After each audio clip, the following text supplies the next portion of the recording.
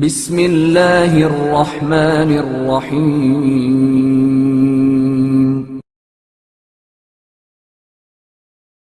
عالم کا بندر کی صورت میں محشور ہونا۔ بنی اسرائیل کا ایک شخص اپنا زیادہ تر وقت حضرت موسیٰ علیہ السلام کے ساتھ گزارا کرتا تھا۔ اس نے توریت کے مسائل اور احکام یاد کر لیے تھے، اور وہ شخص یہ مسائل اور احکام دوسروں سے بیان کیا کرتا تھا اور اس طرح تبلیغ دین کیا کرتا تھا۔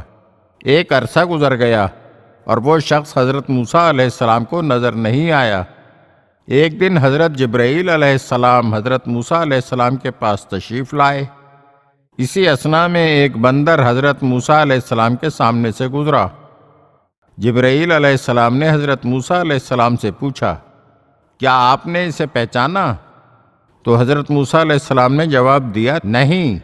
تو حضرت جبرائیل علیہ السلام نے بتایا، یہ وہی عالم ہے جو توریت کے احکام اور مسائل آپ سے یاد کر کے دوسروں کو بتاتا ہے۔